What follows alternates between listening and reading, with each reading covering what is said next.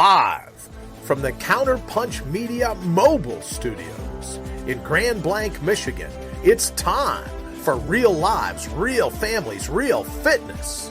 It's time for Derek Noel Fitness. Hello and welcome to, I believe this is episode 17? 18? I'm losing track of episodes. That's all right. We're going to have a good time today. And in case you didn't know, today we are going over a lot of the most commonly asked questions that a lot of coaches get asked by people. So I am going to preface this by saying, hey, I'm liking the likes. I'm going to preface this by saying, if you have anything you would like to ask me, I will be checking the feed. I have my phone right here. I will be checking the feed a little bit more often today to be able to get them in. I do have 26 questions, and honestly, I'm not really expecting to get through all of them today. There are a lot on here that there's some that are going to be quick answers. There are going to be others that I can go more in depth. We can almost think of it like it is almost a 2-minute drill. I digress a lot. 2 minutes is going to be pushing it for me on some of these because anyone who knows me likes I like to go off on a good rant about things sometimes, and I'm expecting some of those things are going to happen because I have already looked at these questions and I know. But like I was saying, if you have any questions about anything at all, anything I'm talking about, or something unrelated that you've been wondering, I would love to hear those questions from you as well.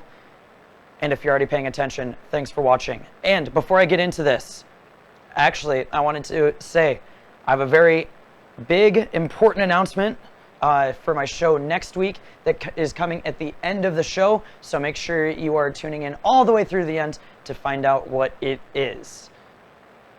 It's going to be a good one. So we're going to get started on this. We're rocking it out. Phone is going down. Phone is not flipping over. I'm ready to rock and roll. Now, like I said, I'm going to kind of go in order. I organized these on my board so that they were mostly related. But towards the end, there are going to be a couple of kind of cherry-picked questions here and there. Let's get started. Question number 1 that people get, or that coaches specifically get asked a lot, something that I personally have been asked quite a bit, is should I add strength training to my routine? My short answer is yes, definitely. If you have the time to, definitely try and add some strength training in to whatever you're doing. If you don't have the time, if doing a 30-minute boot camp session is really all you have, that's perfectly fine, but doing strict strength training, say that 5 times fast, is going to do a lot more for your body than just burn fat. You'll get stronger, you're going to put on more muscle, which means you're going to end up burning more calories, and when you burn more calories, either you get to eat more or you get to cut back and you'll get into a deficit a little easier, things like that. So definitely, yes, strength training is very important. I personally do strength training before I added my cardio, mainly because I hate cardio myself, but strength training is also a really good basis. I started out in bodybuilding too, so it's basically my home in lifting is strength training. I like powerlifting and bodybuilding and stuff like that a lot more than going on runs and things like that. Cardio is hardio, the kids are saying these days. Along with that, question number 2, will strength training make me bulky? If you want it to, you have to try really hard, but if you want it to make you bulky, you can. Let me tell you how you're going to get bulky strength training. Number 1, you're going to be eating 4,000 to 5,000 calories a day. That's a lot of calories. Number 2, you're going to be spending 3 to 4 hours in the gym doing specifically strength training. Number 3, you're probably going to end up taking steroids. If you really want to get super bulky, then yeah, that's what you're going to have to do. What does that mean? That means, generally speaking, if you do strength training, you're going to get stronger. You might put on a little bit of muscle, but especially if you're a female, you're not going to get giant muscles. You're going to end up leaning out a little bit because your body is going to prefer to have muscle on it because it adapts to change, because it needs to, and that means you're going to lean out a little bit. As long as you are still eating around maintenance or in a slight calorie deficit, because in order for your body to lean out, you need to be in a deficit. So if you're scared of weight, don't be. Same deal goes with injuries. Will strength training make me more likely to get injured? doing anything is going to make you more likely to be injured. Yes, there are some exercises, especially if you have knee or shoulder issues, that you can avoid, but anything has that inherent risk. So keep that in mind whenever you're doing something. Chances are, if you're doing something correctly, the chances of injury are going to be a lot lower. If you're just flailing around weights, like throwing things into the air, trying to deadlift with a super duper rounded back, then those things are going to be what cause you issues. So keep that in mind. You're not more likely to get injured than doing your current routine if you do strength training, and you're definitely not going to get bulky. So like I said, I digress. Just keep those things in mind when you're doing this. Again, strength training is probably one of the best things you can be doing. How much weight should I use in my strength training? That's actually a good question, and it depends on the person, and it depends on your goals. So when you are building your workout routine or you're following one, you want to pay attention to what amount of reps you're doing. So if something has somewhere between like 1 to 3 reps or 1 to 5, it's focusing more on power. If you have something that's between, I'm going to say like 4 to 8-ish, then you're focusing on strength. And if you're focusing anything higher than that, you're more likely to get into hypertrophy, which is growing bigger muscles. So a lot of people who do like 10 to 15, or who do like 12 to 15 reps, that typically promotes more muscle growth. There are exceptions, just keep that in mind, but that's generally how it goes, and that is a generalization of rep schemes in workouts. So if you're trying to use a certain weight, number one, you have to determine what you're trying to do. So if you're trying to choose something that you're doing 5 reps for, your weight is going to be a lot more than if you're trying to do 15 or 20 reps. That being said, a lot of people that I see typically go way under where they should be. So there's something called perceived effort, which is the amount of effort that you feel like you're putting into something. So if something's very taxing, then you might be at a 8 or 9 or even a 10 out of 10. You really almost never want to go a 10 out of 10 for that perceived effort unless it's like a 1 rep max. And even then, you should probably still stick to around a 9, especially if you don't have anyone else around. And then if you are kind of just curling those weights and you're able to do like 90 reps, and then you just go, oh, I've been doing it for 30 seconds and set them down, I would classify as probably like a 1 or a 2 on that perceived effort scale. In order to get the most bang for your buck, you want to be somewhere between a 7 and a 9. If you're just starting working out, gearing more towards a 5 or a 6 on that effort scale is going to be better for you, just to kind of get a feel for it. And it'll help prevent you from being super sore.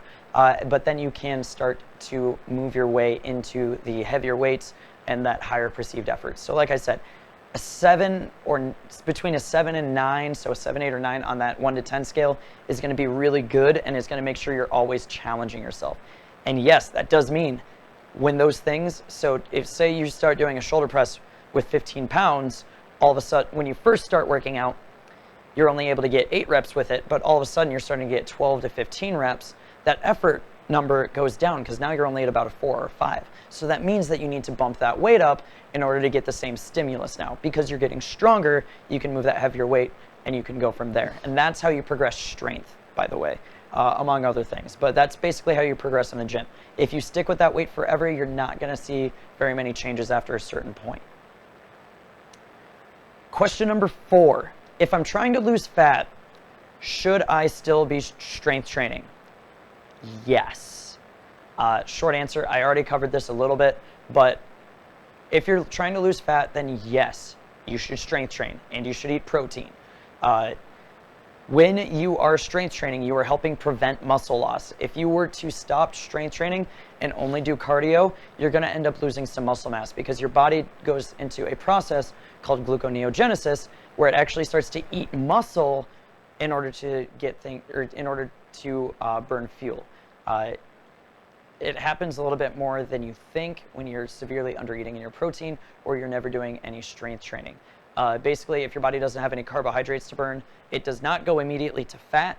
It goes to muscle first because there is something called glycogen in your muscles, which is still a carbohydrate, and that's what it wants. So it'll break down the muscle in order to get to that, and that's basically what happens. So moral of the story, you want to keep your muscle make sure you're fueling with carbs, make sure you're strength training. Plus, strength training means, again, more muscle, which means more calories burnt, which means more fat potential to be lost.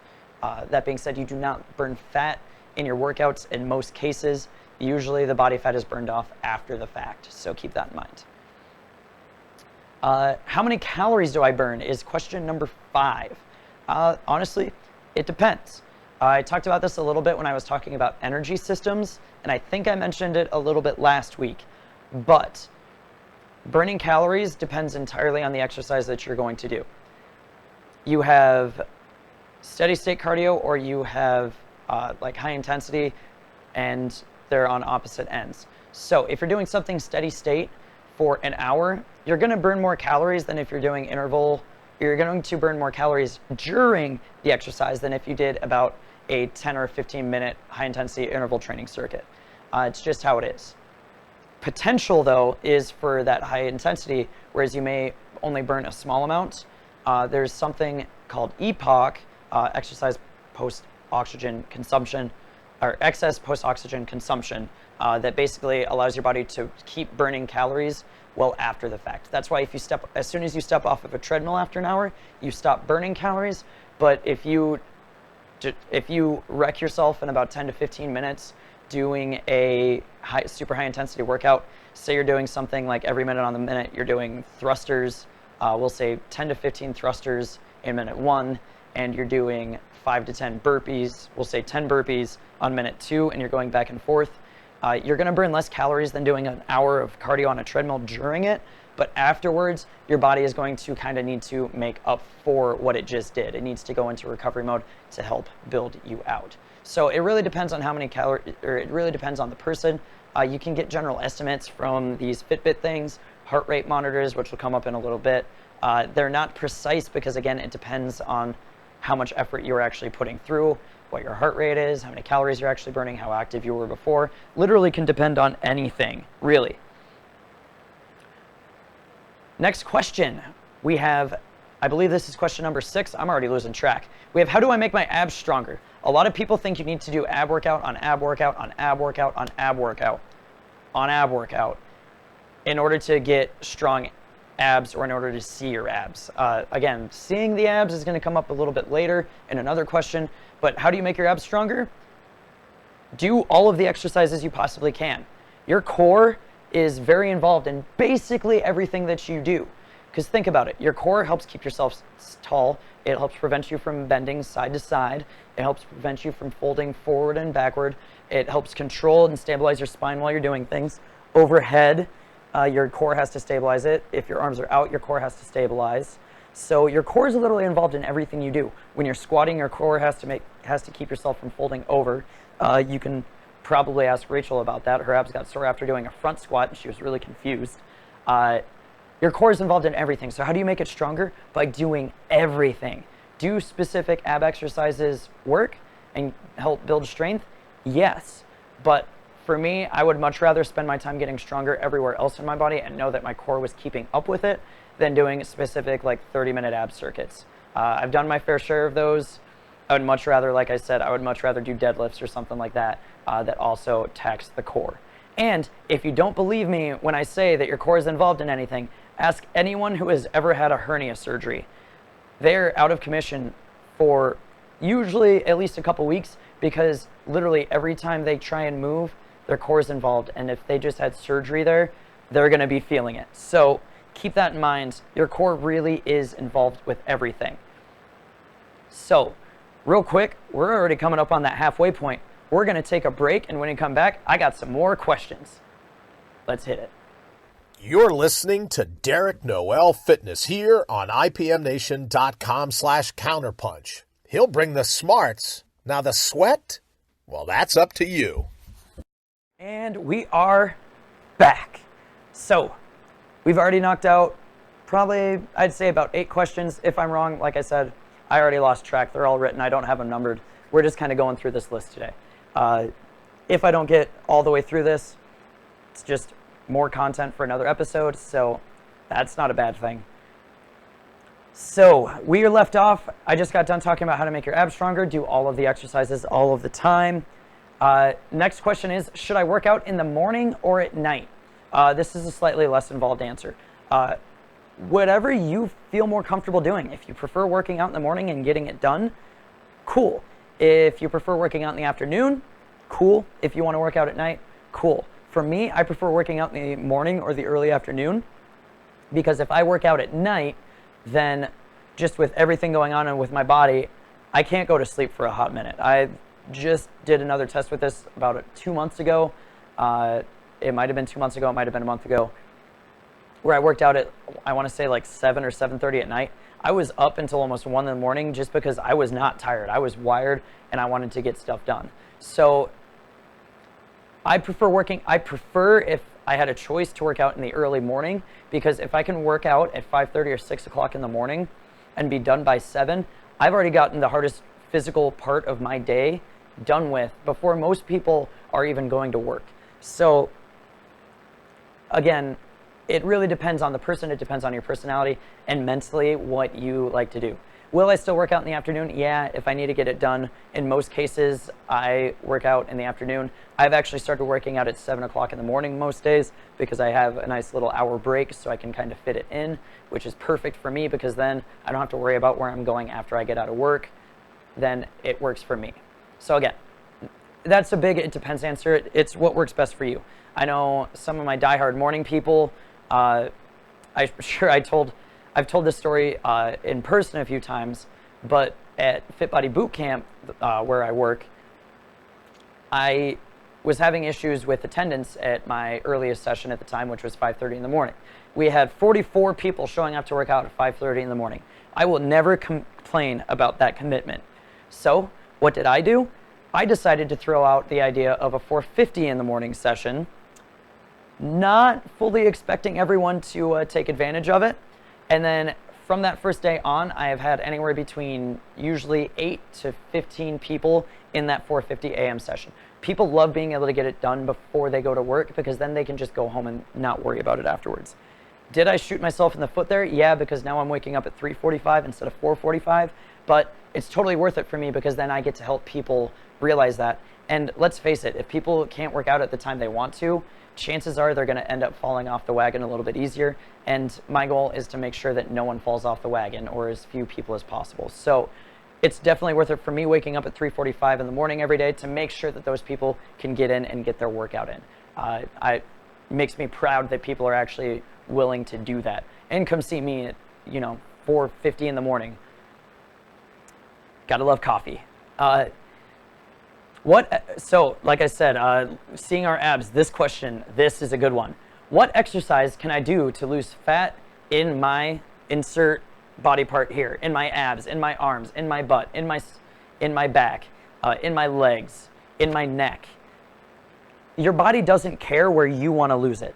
I'm sorry, it just doesn't. It doesn't work that way. Otherwise, people who are doing 100 crunches a day are all of a sudden going to see their abs all the time. By the way, crunches are one of the way less effective exercises for your abs. So if that's the only exercise you're doing, you might as well just stop because you're not really going to get very far. There are some ridiculous numbers that talk about how many crunches you need to do in order to burn a pound of fat, and I think it's somewhere in like the 20,000 range. So unless you're doing 20,000 a day, good luck for you. But your body doesn't spot lose fat. The best exercise you can do, and I'm stealing this from a guy named Jordan Syatt. I do highly recommend you find him on Instagram and follow him because he's a super real guy. He doesn't sell any bull crap. Is called a plate push. You take that plate and you push it away when you're full. A calorie deficit, not overeating, is going to be the best way you can lose fat and wherever you want to lose fat. Being in a calorie deficit and irregular exercise combined to help to create a bigger calorie deficit, which means you're going to be losing body fat. That's how you should go about that. No exercise is going to help you get rid of, I've heard these called bat wings, not going to get rid of the bra fat, not going to be getting rid of the gut, the tractor tire, whatever you want to call it. It doesn't work like that. So stop thinking it's going to. Next question is actually a kind of controversial one. Should my kids lift weights? There used to be some studies out that said that like strength training when you're young can help lead to stunted growth. More studies have actually come out recently that prove that's not really the case. The bigger issue is kids working out with improper form, which can kind of inhibit their growth plates as they're growing. So as long as they have good form, and honestly, they should never be maxing out still, so they shouldn't be finding their 1 rep max until probably they're 14 or 15 in an involved sport, which is a whole other question that I might do as an add-on sometime about kids in sports. But should your kids lift weights? I'm going to say yeah.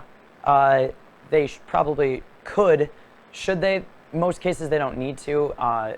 But if you feel like your kid is weak and you want to get them stronger, a good way to do that is to get them lifting some light weights. You really don't need anything more than like 5-pound dumbbells for anyone up through the ages of like 15. So keep that in mind. Plus, if you pay attention to the Olympic weightlifting community at all these days, there's a coach named Travis Mash. He has a 15-year-old that is basically going to set a world record probably in the next year or two. And he's 15. This guy is already doing a clean with over 315 pounds. I think I saw him doing one with like 405, which is a stupid amount of weight. So kids can get strong. Kids are getting a lot stronger, especially now that people are realizing that they can be doing these things. Another reminder is if you want your kid to be stronger later in life, strength takes years to build. Cardio takes months, so it's honestly a little bit better for them to be doing the strength training than all of the cardio all of the time. Real quick, dropping down to see the feed. We may or may not be having some connection issues, but just in case, I'm going to keep going.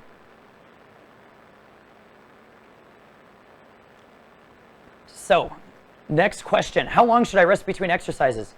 This is another it depends one. Notice a recurring theme? It depends is basically the answer for everything. How long should you rest between exercises? Again, it depends on what you're doing. If you're doing like an interval circuit, just take the rest that it dictates. Usually, it is 30 seconds on, 30 seconds off, and it just keeps going that way. Did we lose it? Nope. Okay, cool. If you're doing strength training, if you're trying to work with a heavy weight, taking something like 2 to 5 minutes is actually going to be better for you than only taking a 30-second rest. You want those energy reserves to become, to get back up there, so that way you could pull up that maximal load again. If you are doing something like bodybuilding, you might only want to take anywhere between 30 seconds to a minute. So keep those things in mind as you're going through. Let's move on to the next one. The next question, how often should I work out? I know a couple people who are going to love my answer to this one, especially because usually I give them the answer that I'm not going to give right now because I know those people. How often should I work out? Honestly, you should work out as much as you want. That being said, within reason. So if you want to work out 5 to 6 days a week or even 7 days a week, cool, go ahead. Try and make one of those days a little less intense because you do need your body to recover a little bit. But if you really want to work out 5 or 6 days a week, what's stopping you? Staying active is not a bad thing in a lot of cases. So those people who usually get a different answer, now you know my real answer for that one. And again, if you're worried about it, talk to me. I can always give you a more personalized answer than that. That being said, a lot of people just don't have the time, and they'll start to kind of like let fitness take over their life and start going 3 or 4 hours every day. And when you're chronically under eating, that is not a good thing. Your chance of injury goes way up if you're working 4 hours a day and you are in a steep calorie deficit, which again is another reason that my answer kind of varies depending on the person. But if you're in a calorie maintenance period and you want to work out every day, I don't see a problem with it. You just want to make sure that you're not absolutely crushing the same muscles all the time. So you don't want to do like deadlifts every day. I have squatted every day. I squatted every day for about 2 months. My legs got pretty strong. My knees started to feel a little bit wonky, so I kind of cut that out for a little bit. Since I stopped though, my knees are pretty strong still. I didn't do any real damage. I think it was honestly just overuse. So overuse is a real thing, by the way. Lots of people get that in their wrist, whether they're typing at work or working out or doing push-ups and have things that's going on, hyperextending and all of that stuff. Oh boy, there's some responses here. Let's see what we got. Heidi is saying yes. I know that she likes to work out every day. I know the only reason she does not work out on Sundays is because boot camp's not open. Rachel says, I'm quoting him to himself next time. I'm definitely talking to you when I'm talking about that steep calorie deficit, Rachel. So I see you. Squats, all the squats. Yeah, you guys know who I'm talking to. We got time for just a couple more questions here. Let's move it on. I already answered that one. Next question. Should I do my cardio or should I do my strength training first?